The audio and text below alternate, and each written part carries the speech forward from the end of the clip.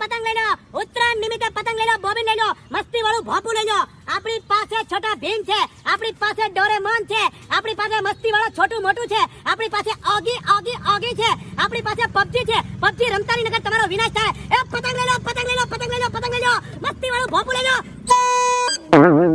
પતંગ એ હું પીજો